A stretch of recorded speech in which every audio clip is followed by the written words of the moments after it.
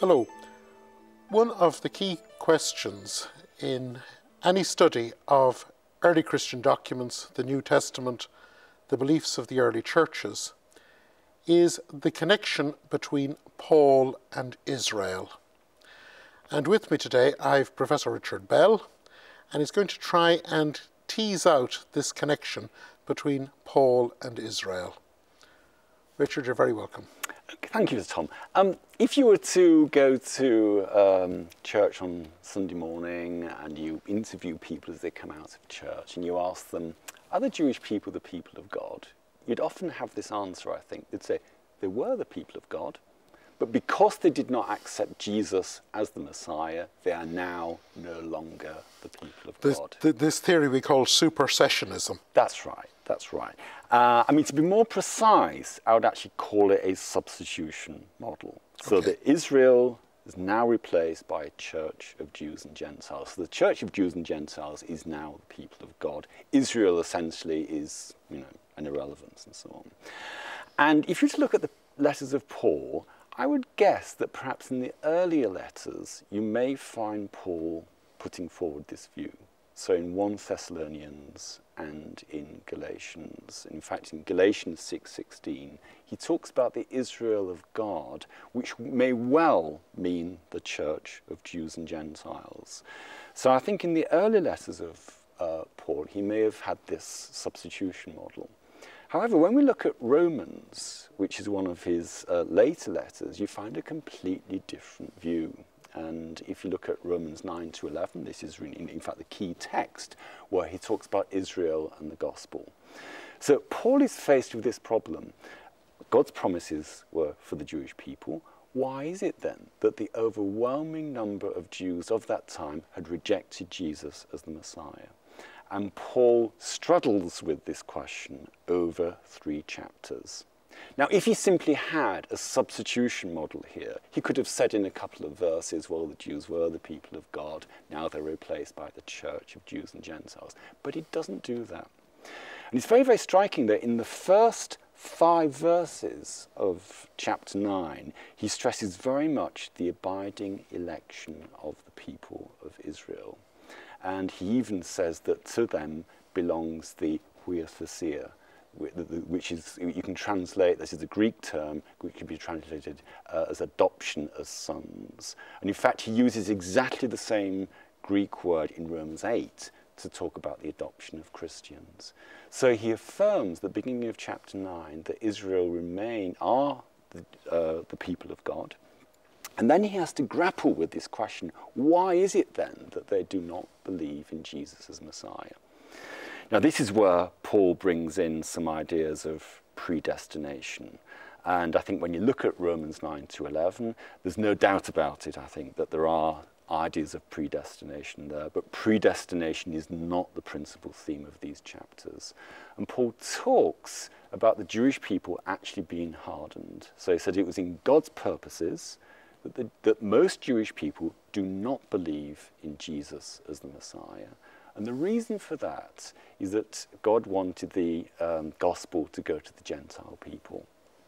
And then the next stage in Paul's argument is that when the gospel goes to the Gentile people, this will provoke Israel to jealousy. So he uses this verb, paradzelun, to provoke to jealousy. And he seems to understand this provocation to jealousy as a precursor to the final salvation of Israel. Now, but when Paul comes to chapter 11, again, he affirms the abiding election of the Jewish people as the people of God. And in verse 25 of chapter 11, he says, "Behold, I tell you a mystery."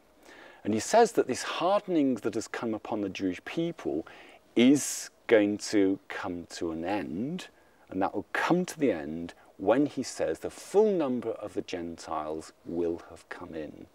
And I think Paul is looking here to the end times. And he says that when the full number of the Gentiles will have come in, this hardening of Israel will come to an end. And he says, and so all Israel will be saved. There is then a quotation from Isaiah where he talks about the deliverer coming from Zion. And I think this is probably a reference to the second coming of Jesus. So Paul has this vision, I think, that at the second coming, the Jewish people will be saved when they see Jesus coming from Zion. And so the Jewish people will then receive the gospel directly from Christ.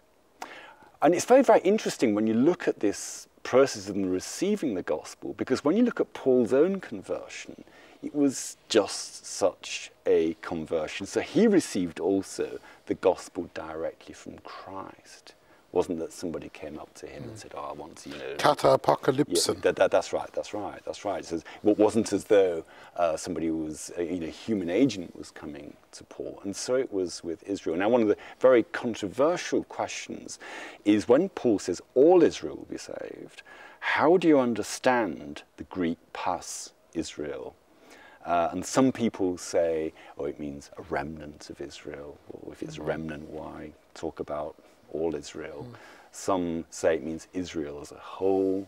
I would interpret it to mean every single Jewish person who has ever lived. And they will come to salvation in that they receive the gospel directly from Christ, and they will therefore believe in Christ. And this brings Paul then to the end of this wonderful section in Romans 11 about the salvation of Israel.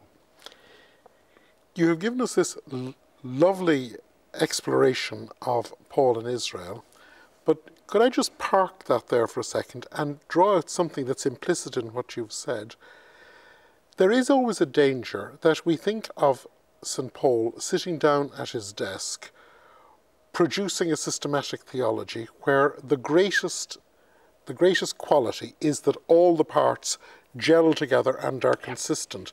But actually what you're showing is that over the course of Paul's lifetime, he evolves his theology. He tries things in Thessalonians, doesn't work. He tries it again in Galatians. Absolutely. And so you can actually see him changing his mind, improving and what you've actually presented to us is really the mature Paul, the Paul of the letter to the Romans, and that we should read Paul as a theologian whose thought changes and does as he tries to grapple with issues. Yeah, that's right. So there is a development in his thought. Now, the really surprising thing is that when you look at the text, Romans 9 to 11, even within those 3 chapters, there's actually development of thoughts. Because in fact, what he does is that at first you get the impression that Israel is going to be damned. So if you read 9:27, he says only a remnant will be saved. So if you stop reading there, you think, there's no hope for Israel. Which is actually a bit consoling for us as theologians, because often you don't know what you really think until you start writing it. That's right. And chapter 2 is often an improvement on the theology of chapter 1. That's right. But the very clever thing he's done is that you get a development in his thoughts. So in 11:26, he says all Israel will be saved. And many people are worried about this contradiction. Well, if you look at the prophets, you find exactly the same contradiction. Read Hosea. At a certain point, there's no hope for Israel, not my people, and then they are my people. Deuteronomy 32, wonderful background for Romans 9 to 11. And I think what Paul often does, he does theology through telling a story.